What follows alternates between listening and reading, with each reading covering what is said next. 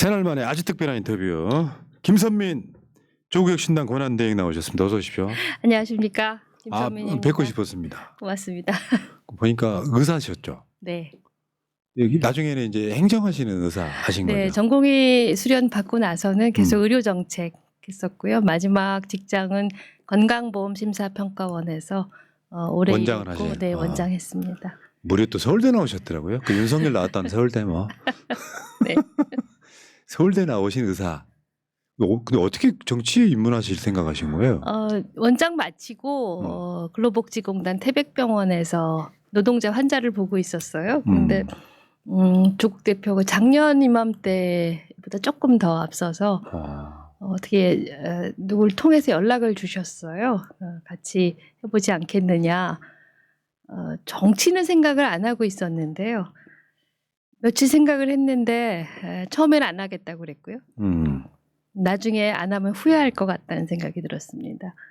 왜 그랬냐면 조국 대표가 당시에도 사회권 선진국을 기치로 내걸었었고 저는 건강보험심사평가원에서 일하기 전에 국가인권위원회에서 일을 했었거든요. 아, 네, 그랬구나. 국가인권위원회에서 위원이 아니고 직원으로 일했는데 당시에 사회권 선진국, 그때는 사회권 관련한 일을 제가 맡고 있었고 한 20년 동안 그 이슈를 띄우려고 노력은 했지만 제가 충분히 띄우지는 못한 것 같았습니다. 그런데 정말 놀랍게도 조국 대표께서 사회권 선진국을 기치로 내걸어서 이거 안 하면 나중에 후회하겠다는 생각을 했죠. 아, 그러셨구나. 네.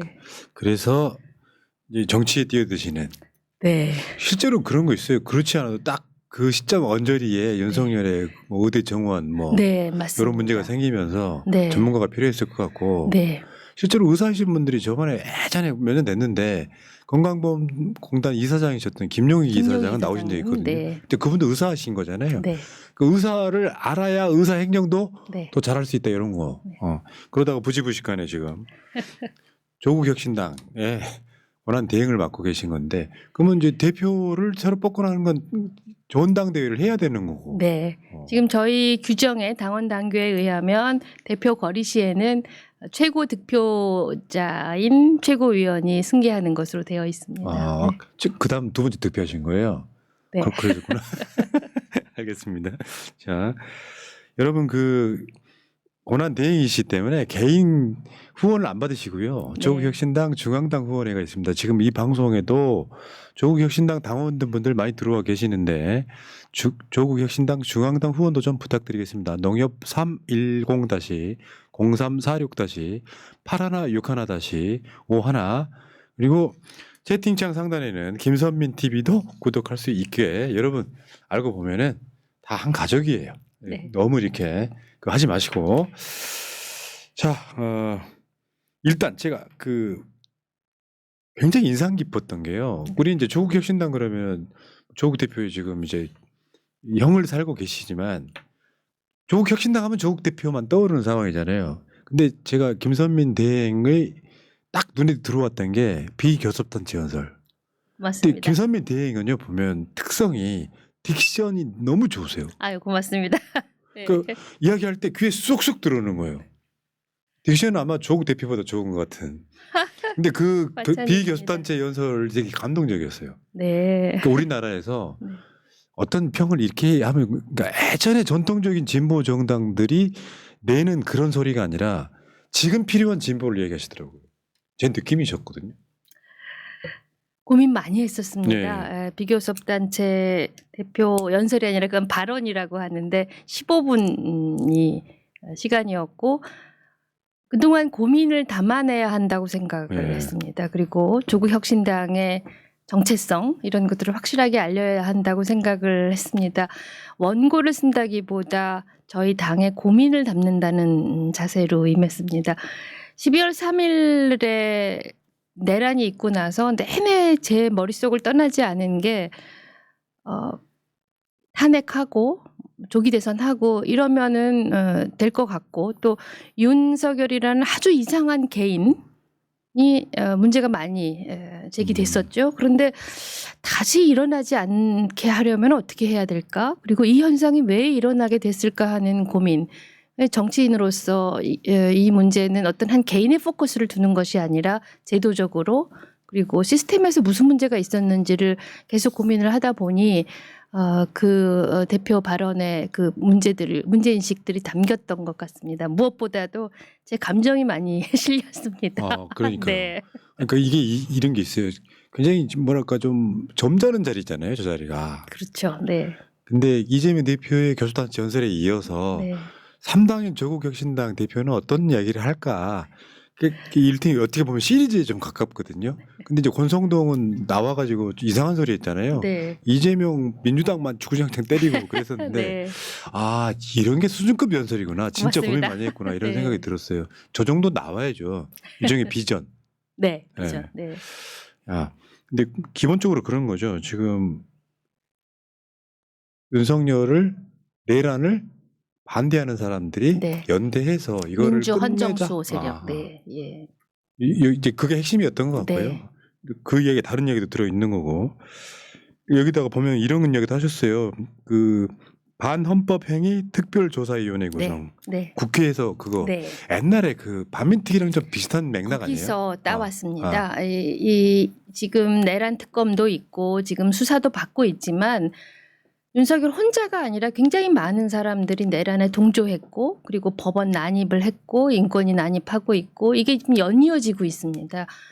그렇다면 그 극우 파시스트 세력들을 어떻게 첫 번째는 단죄할 것인가? 뭐 서구의 민주주의 국가들이 전부 다 성공했던 것이 독일처럼 확실하게 법적인 처벌을 받게 하는 것이 그 첫 번째였다고 생각을 하는데 저희가 생각하는 것은 그냥 검찰에 맡겨서는 안 되겠다. 그리고 그냥 정치 보복하면 안 되겠고 독립된 법에 근거해서 독립된 기구에서 하게 하자. 그래서 우리 사회로 본다면 진실과사회위원회처럼 별도의 법정 기구를 설치하고 그리고 중요한 것은 잘못하면 과거에 이 과거사 조사위원회 같은 것들이 수사권을 갖지 못하니까 제대로 조사하고 처벌에 이르지 못했습니다. 그래서 수사권에 준하는 그런 권능을 조사관에게 부여해야겠다 이런 것이 저희의 기본 생각이었습니다. 다행히 그때 저희가 제안했던 그 야 5당이 함께하는 원탁회의, 내란 종식 또 그리고 새로운 대한민국을 위한 원탁회의에서 그것이 받아들여져서 이제 곧 법안을 발의하고 아마 성취를 할 수 있을 것으로 생각합니다. 제가 봤을 때는 윤석열 파면이 이루어지고 나면 네. 이런 것들은 굉장히 일사천리로 갈 가능성이 있고요. 네. 그러니까 파면하면 이렇게 감나무에서 감 떨어지듯이 기다리는 게 아니라 아닙니다. 적극적으로 준비하고 네, 있어야 되는 적극적으로 해야 거죠. 됩니다. 네. 야, 알겠습니다. 근데 그런 이야기들 해요. 조국 대표가 지금 없는 상태에서 네. 김선민 대행이 안정적으로 잘 끌어간다는 그런 평가가 꽤 맞습니다. 있어요. 네. 리더십이 좀 원래 있으신 분인가 보죠.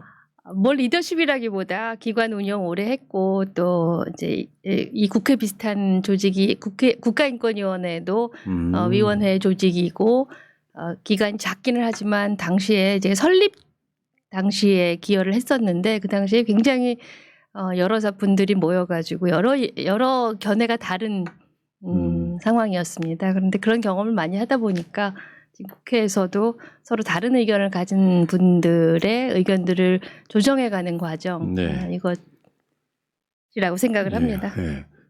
그런 게 있어요. 야, 이름이 결국은 조국 혁신당인데 네. 조국 대표 없으면 요즘에 보면요. 네. 언론 헤드라인 이렇게 검색해 보면 꼭 거기 앞에 붙어요. 조국 없는 조국 혁신당, 조국 없는 조국 혁신당, 뭐뭐뭐 해 이런 거 있잖아요. 사람들이 못됐어. 정신은 남아 있잖아 지금. 네, 저희 농담으로 했는데요. 조국 없는 조국 혁신당은 혁신당입니다. 혁신의 정신은 남아 있고. 그렇죠, 그렇죠. 네. 대표님이요 저한테도 편지를 하나 쓰셨는데 제가 너무 바빠요. 지금 조국 대표는 감옥에서 안 바빠.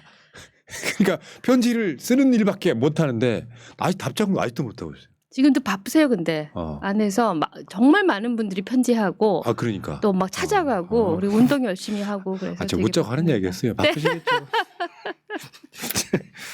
조국혁신당이요 3월 3일 날 창당 1주년이 됐거든요. 맞습니다. 조국혁신당이 창당되기 바로 직전에 조국 대표가 그 자리에 나와서 인터뷰하셨고요. 창당되고 나서 또 인터뷰를 한 번 더 하셨는데 3월 3일이에요. 3월 네. 3일. 예. 근데 그 창당할 때 모습 잠깐만 사진으로 볼게요. 그때 약간 쇼킹했다고나 할까요? 조국 혁신당이 창당하면서 보여줬던 그 저 일치 단결된 막 그 네. 뜨거운 열정들 네. 지금도 기억나시죠, 저거 그럼요. 창당할 때. 네. 예. 저게 이제 굉장히 중요했던 구호가 3년은 너무 길다. 네. 이게 제대로 먹혔고 네. 총선 때 먹혔고 조국 대표가 전국을 돌아다니면서 조국 혁신당을 무려 3당 네. 그리고 아마 조국 혁신당의 목표가 그때 10석이었을 거예요. 두 자릿수. 10석이었다가 조금 나중에 더 가기도 했다가 막판에는 이 조직이 없는 정당으로서의 한계를 좀 보였죠. 네. 저희는 조금 더 가기를 기대했었거든요. 15석 정도는. 아무튼 축하드립니다. 고맙습니다. 저 민주당 당원이라 네.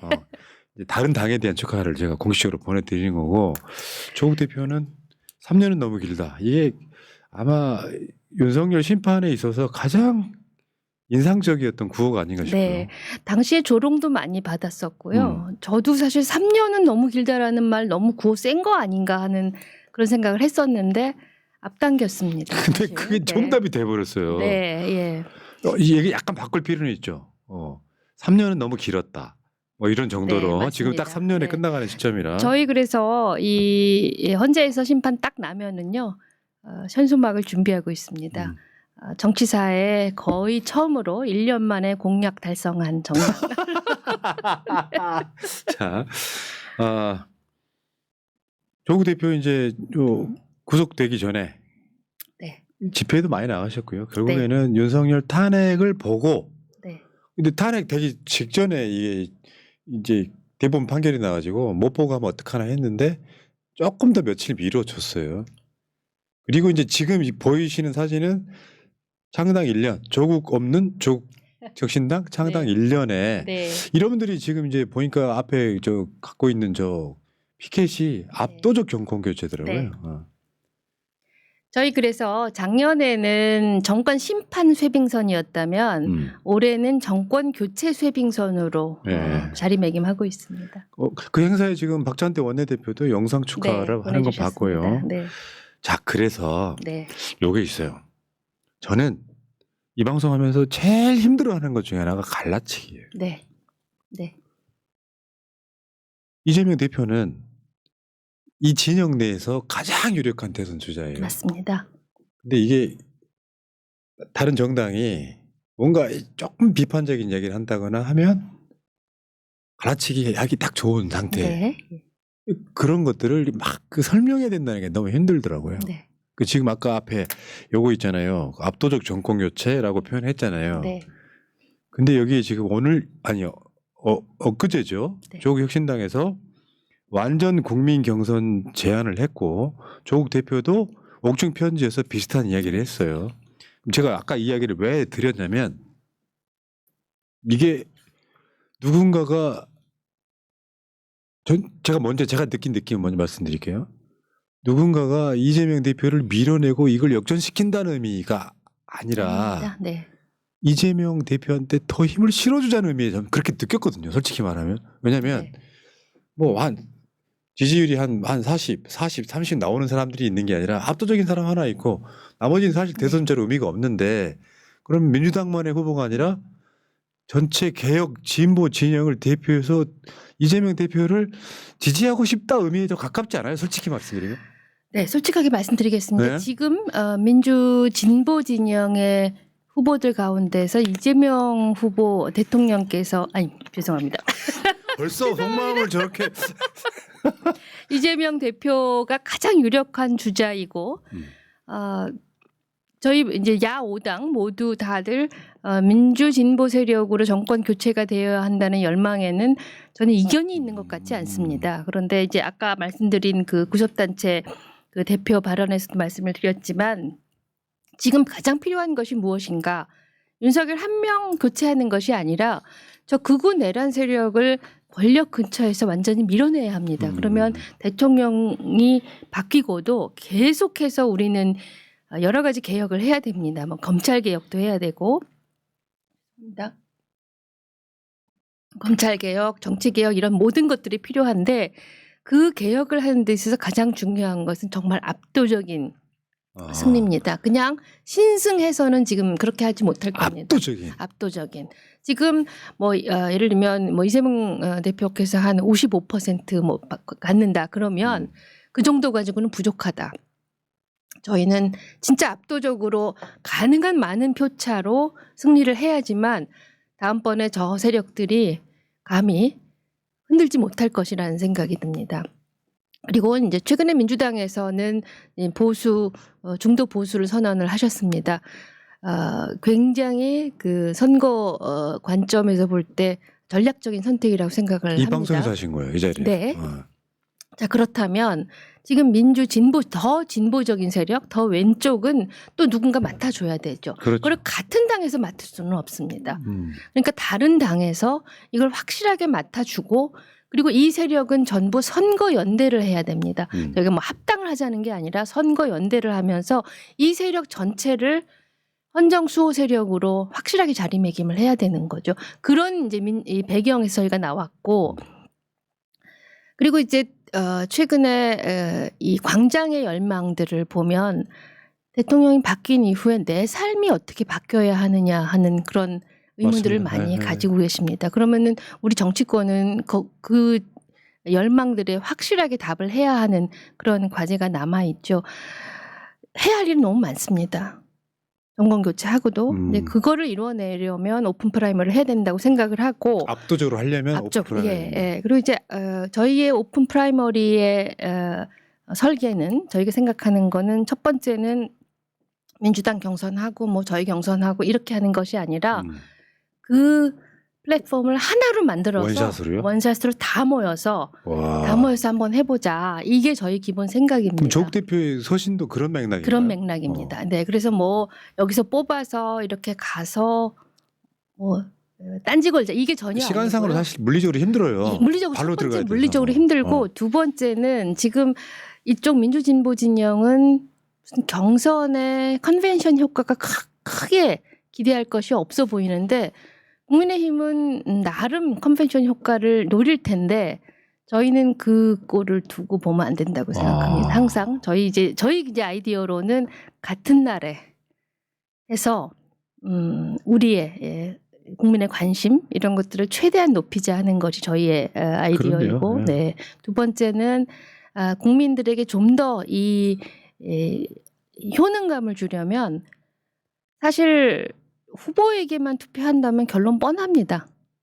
그런데 정책에 대해서도 과연 국민들이 원하는 최소 공약이 무엇일까 이런 것들을 투표를 해서 좀 관심을 더 갖고 그 이후에도 어떤 개혁의 힘을 발휘를 하는 그런 전략을 저희는 생각을 하고 있습니다. 여기서 반론이요. 네. 이해를 시켜야 되니까 다른 사람들을. 네. 뭐냐면 일단 진보당 같은 경우는 오픈 프라이머리 실현 가능성 적다. 네. 일단 살짝 약간 부정적이더라고요. 네. 대상들 중에 하나인데 네. 지금 그 진보당에서는 어떤 분들이 대선 출마하겠다고 선언까지 하고 있긴 합니다. 그런 상황이고 민주당 입장에서는 네. 막 200만 명의 당원들이 있단 말이에요. 네. 뭐 얼마큼 경선에 나올지 모르겠지만, 근데 그 당원들 자체가 어떻게 보면 의미가 사라지는 거. 네. 이게 여기에 대한 문제. 그러니까 민주당에 답을 쉽게 못하는 문제가 이것도 있을 것 같고, 네. 두 번째는 이제 역선택. 뭐 네. 물론 당연히 방지 조항이라는 건 네. 만들겠지만 역선택의 문제도 있을 거다라고 네. 걱정하시는 분들이 있어요. 네. 이거 반론 좀 해주시면. 우선 역선택의 문제는 지금 민주당의 경선도 국민 선거인단을 모집을 하기 때문에 그 이미 역선택의 문제는 민주당의 이전의 경선 과정에서 해결이 되었던 것으로 판단을 하고 있고, 그리고 이제 민주당에서 지금 하고자 하는 선거인단의 그 플랫폼을 그대로 국민 전체로 그리고 모든 당으로 확장을 시키면 역선택의 문제 크지 않다고 생각을 합니다. 그리고 두 번째는 역선택이 그렇게 문제되지 않는다고 생각하는 건 말씀하신 대로 민주당 당원만 해도 뭐 최소한 이 선거인단 모집해서 이 당원들에게 문자 보내서 투표에 참여하게 되면 모든 당 다 합하면 한 200만 가까이 혹은 150만 가까이 투표를 하게 되고 또 이 경선단 선거인단 참여하게 되면 더 많을 겁니다. 역선택을 마음먹고 한다고 해도 이렇게 150만, 200만 되는 이 인구 집단을 어렵죠. 예, 하기는 어려울 거라는 생각. 그리고 이제 그동안 많은 경선에서 그걸 극복해 왔다는 것. 그리고 이제 그 민주당 주권당, 우리는 주권당원이고 권리당원의 효능감 이거를 이제 말씀을 하셨는데 아마도 민주당 당 안에서만 하게 되면 지금 현재의 권리당원이 그대로 선거인단이 될 겁니다. 그런데 지금 저희가 생각하는 것들은 이 당원들에게 모두 이제 문자를 보낸다든가 해서 여기로 끌고 들어오게 된다면 그냥 이 권리 당원들이 참여를 하게 됩니다. 그래서 그런 효능감은 크게 문제가 되지 않을 거라고 생각을 하고 좀 오해에서 비롯된 것이 많을 것 같습니다. 그러니까 원래 이런 거예요. 네. 이런 상황에 네. 저는 느껴지거든요. 네. 그 진정성이. 느껴지시죠? 네. 아까 말한 쉐빙선 이런 느낌이 네, 그런 예. 거거든요. 네. 이렇게 해서 네. 이게 민주당을 좀 뭐랄까 좀 못나게 봐서가 아니라 그럼요. 쉽게 네. 움직이기가 어려우니까 네, 예. 우리 12명이 그럼요. 먼저 가서 끌고 오겠다. 네, 예. 좋은 방향으로 네. 그런 과정일 거라고 생각을 네, 하는데요. 예. 요거를 이제 그거 몇 가지만 핀셋으로 네. 가져와서 네. 뭐 이제 그런 가짜 뉴스죠. 조국이 출마하려고 그런다 같은. 그건 그런 아니고요. 말씀도 있어요? 그러니까 그런 분들이 네, 계세요. 예, 그러니까 네. 이게 그럼 어떻게 이재명 대표의 반응은 공식적으로 나온 게 있나요? 아직 공식적으로 나온 건 없고요. 계속 그럼 어떻게 지금 평상시 때 이재명 대표도 네. 이렇게 당 대표로서 막 본 적도 있고 그러시잖아요. 네, 뵙고 이재명 대표의 속내를 한번 유추 한번 해보세요. 저는 아마 민주당에서 이런 방식을 가장 원하실 분이 이재명 대표님 아니실까 생각을 합니다. 왜냐하면 지금 뭐 저는 뭐 민주당 상황에 대해서 제가 막 이렇게 말씀드리고 이런 건 적절하지 않을 것 같고 통합을 이루는 것을 이런 플랫폼에서 하시면 더 확실하지 않을까 하는 생각이 듭니다. 네. 제가 네. 그 조국 혁신당의 쉐빙선이나 네. 진보 블록 이야기를 할 때 네. 가끔씩 이런 표현을 써요. 예를 들어 조국 혁신당의 이재명 대표나 민주당의 어떤 정책을 반대를 해요. 이거 말이 안 된다 반대를 네. 해요. 예. 그러면 그게 반대로 네. 끝나는 게 아니라 맞습니다. 이재명 대표가 저쪽 사람들하고 싸울 그렇죠. 때는요. 네. 이게 핑계가 네, 되거든요. 맞습니다. 이쪽 진보 블록에서 네. 조국 혁신당 이렇게 말하는데 예. 내가 어떻게 이걸 양보해? 그럼요. 네. 그 그럼요. 포지션이 굉장히 중요하거든요. 네. 예. 그러니까 단순하게 반대만 보면 안 된다는 네. 거고. 이 최근에 뭐 세제나 반도체 특별법이나 이런 거 관련해서 저희는 계속 목소리를 냈는데 저희가 목소리를 안 내면 이재명 대표께서 국민의힘하고 협상을 어떻게 고립되는 하십니까? 거예요. 네. 협상력 네. 키워주는 네. 거지. 네. 네. 맞습니다. 저도 사실 이제 심평원장을 하면서 굉장히 많이 그런 카드 많이 썼습니다. 그리고 특히 이제 저희가 아직 이 파면이 완성되지 않았고 오늘도 이렇게 출렁거리는 일이 있었는데 니네 왜 이렇게 까부냐 이렇게 대선 이야기 먼저 꺼내냐 이런 말씀 하시는데 민주당은 절대 대선 이야기 못 꺼내십니다. 하지만 파면이 되면 그날부터 대선 레이스에 바로 돌입하게 들어가야죠. 되는데 저희가 꺼내야죠. 그래서 저희는 항상 쇄빙선 천병 이런 역할을 해왔고 탄핵 이야기도 작년에 저희가 7월에 처음 했는데요. 엄청 욕먹었습니다. 탄핵 이야기 끊을 때가 아니라고요.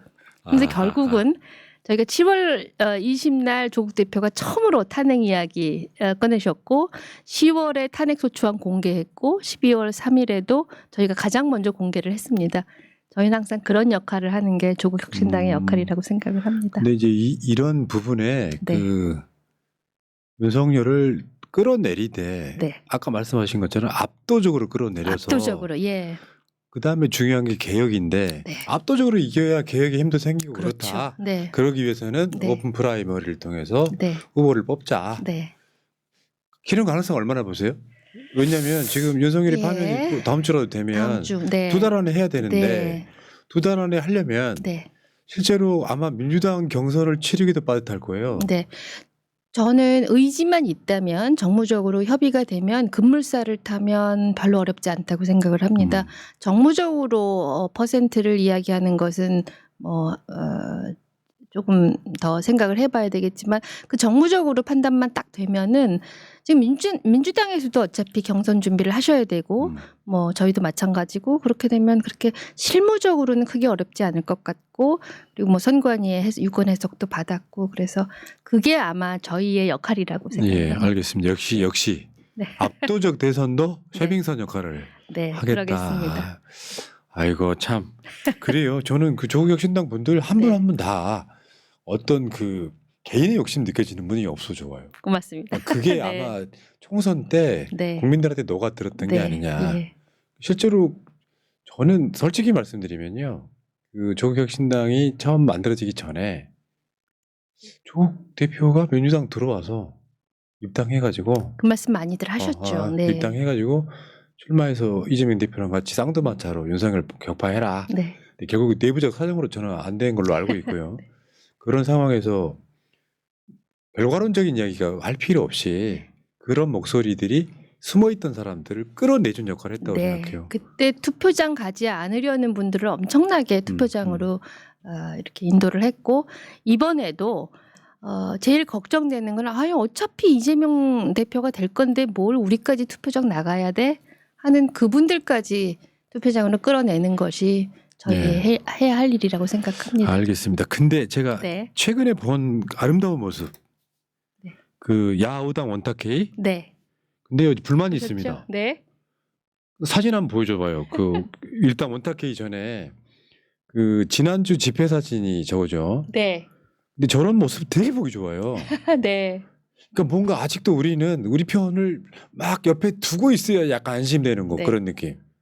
그렇죠. 네. 네. 그러니까 지금 사회민주당하고 기본소득당하고 민주당하고 진보당하고 조국혁신당이 저렇게 저 무대에 올라와서 하는 모습, 그 다음에 조금 이런 모습들이 보면 되게 막 뭐랄까 안심되고 네. 이게 계속 갔으면 좋겠다. 내일도. 이런 느낌이 있고요. 네. 내일도 있고요. 네. 이제 올라가셔서 연설도 좀 하셨고요. 네. 근데 역시 우리 김선민 원안대행은 딕션이 좋아. 고맙습니다. 텐션도 좋아. 특히 이 연설이 난 그 최적화되어 있다고 생각해요. 현장에 잘 들려. 아닌데. 잘하셨고요. 문제는 그 다음 거. 네. 원탁회인데요. 아까 불만사항 그때 얘기해야 되는데 원탁회인데 원탁이 아니더라고요. 네. 저희 원탁 찾았습니다. 네. 그런데 원탁이 이렇게 사진을 찍을 수 있는 원탁이 국회 내에 없더라고요. 원탁이 없었는데 원탁회라고 그래서 이분들이 사람을 속이는구나. 그래서 네. 그래서 이 방이 이렇게 좀 되어 있었습니다. 그런데 워낙 기자님들이 많이 오셔가지고 그걸 연출할 수가 없었습니다. 자, 저런 모습이 보기 좋은 건 뭐냐면요. 사실은 알고 보면 네. 당 이름만 다르지 제가 봤을 땐 뿌리는 다 똑같은 네. 사람들이에요. 예. 근데 이제 사람의 가치관에 따라서는 양당제로 갈 거냐, 다당제로 갈 거냐 다 일장일단 있거든요. 서로 욕할 것도 없다고 생각해요. 그런데 윤석열이 오히려 이 정당들을 뭉치게 만들어준 거예요. 맞습니다. 지금 우리 앞에는 저의 헌법 파괴 세력들을 이 격파해야 하는 그런 과제가 놓여 있습니다. 우리 신장식 의원이 맨날 하시는 말인데요.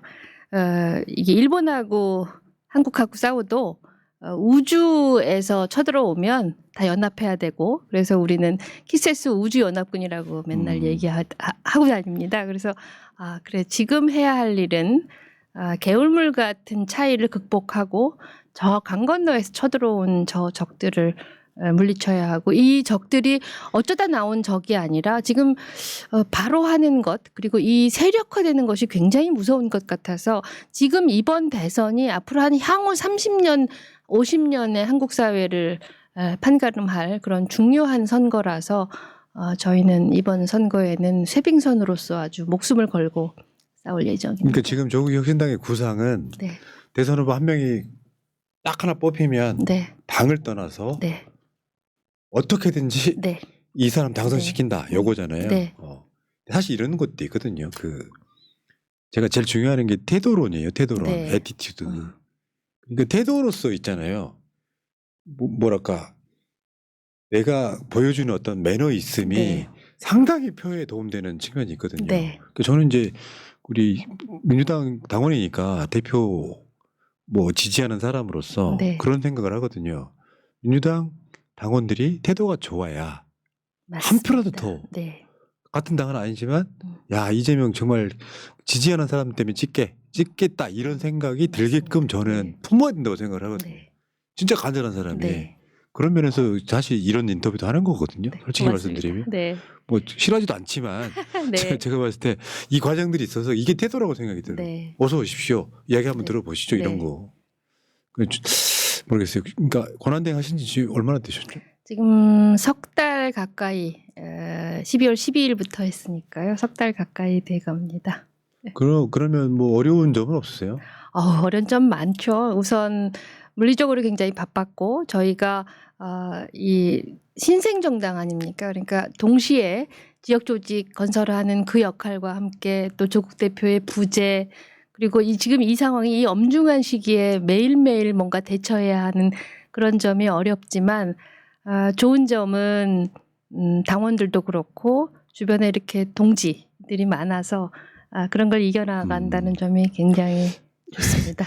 당 등치가 민주당처럼 안 크면요 좋은 점 있어요. 잘 뭉쳐요. 네. 네. 속도도 빠르고. 네. 예. 그리고 세빙선 하시는 거잖아요. 네. 예. 그 20석 했으면 좋았겠다 이런 생각도 들어요. 맞습니다. 그런데요. 이제 뭐 여러 가지 앞으로 제도적인 개혁을 통해서 20석이 안 됐어도 12석으로서 120석의 역할을 하려고 노력을 하고 있습니다. 저는 그 정권이 바뀌고 네. 그분이 대통령이 되더라도 네. 혹시나 이렇게 약간 진보의 정신을 잃을까 봐서라도 네. 그만 목소리 내주고 그럼요. 균형 잡게 만들어준다고 예. 생각하거든요. 안 그러면 다 그 말 따라가자 하면은 네. 결국 어떨 때는 진짜 필요한 진보를 놓칠 수가 있다. 하고 싶은 일을 못 하게 되죠. 항상 뒤에서 이렇게 버텨줘야지 그렇게 할 수가 있겠죠. 딱 그거예요. 제가 만든 문장이에요. 봐라 조국 혁신당고 저렇게 말하는데 네. 예. 내가 어떻게 이걸 네. 양보해. 그 힘이 되달라는 네. 거고요. 자 조국 혁신당 그러면 제가 봤을 땐 그래요. 뭐 저는 이제 그 굉장히 존중하는 사람입니다만 나중에 대선 때 되면 사실 그때 그 이야기를 제가 했던 기억이 나서 그래요. 한참 막 갈라치기가 막 네. 할 때 네. 야 나 대선 때 결국 합쳐질 정당 아니냐? 아닙니다. 한 팀 네. 아니냐? 예. 했었는데 네. 지금 분위기가 그러면 네. 예. 그건 아닐 것 같다는 생각이 네. 들어서 네. 항상 저희는 저희 당의 목소리를 낼 거고 하지만 선거에 있어서 국민의힘 혹은 보수 쪽과 1대1 구도를 흔드는 일은 그동안 없었고 앞으로도 없을 예정입니다. 네. 근데 제가 봤을 때는요 기가 막히게 그 틈새를 찾아낸 거라고 생각하거든요. 일반 진보 정당한테는 네. 못 느끼는 네. 민주당한테는 좀 부족한 거를 네. 틈새를 기가 막히게 찾은 것 같아요. 예. 항상 이 새로운 기업이 성장을 하려면 이게 뭐 이 정체모를 경쟁보다는 비어 있는 이 틈새 시장을 공략하는 것이 이 신생 기업이 유니콘 기업으로 가는 비결이라고 생각을 합니다. 그래서 항상 저희가 이렇게 뚫고 들어가야 할 땅이 어디인지 그래서 쇠빙선 아닙니까? 맞습니다. 네. 좋아요. 그러니까 조국 혁신당에서 뭔가 메시지를 내면은 제가 아까 말씀드린 네. 게 금액락인 것 같아요. 뭔 욕심이 없어 보여서 일단 기울이게 네, 돼요. 예. 저 양반들은 뭔가 이렇게 정치적 음흉한 네. 성내가 아니라 네. 담백하게 있는 그대로 말하는 느낌이 들거든요. 네. 저만의 착각일 수도 있죠. 사실 모인 사람들 다 보시면은 다들 결기로 모인 사람들이 많습니다.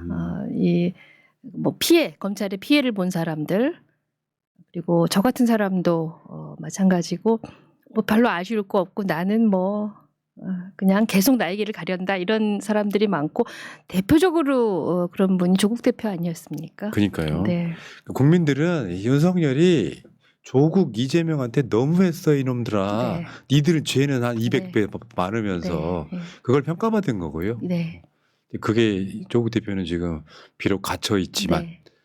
사실 그런 것 같아요. 그런 거 보고 있으면은 세상이 말이 안 돼.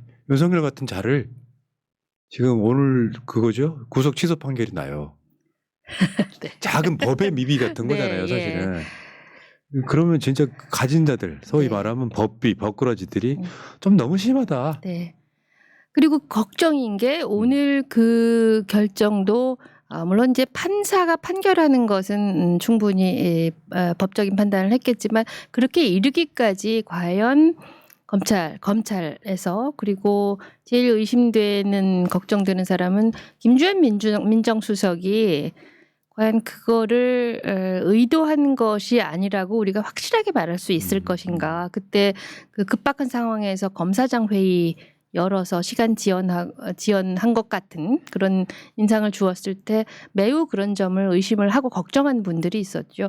윤석열이라는 이상한 사람이 아니라 그 뒤에 있는 검찰 세력들 그리고 정말 부패 세력들을 이렇게 고립시키고 다시는 그런 짓 못하게 만들려면 이번 대선은 확실하게 저희가 승리를 해야 된다고 생각합니다. 그러면 의원님, 네, 정권이 바뀌었어요. 네, 조국 혁신당 아마 질문은 뻔한데 네, 검찰 개혁 확실히 하실 거잖아요. 네.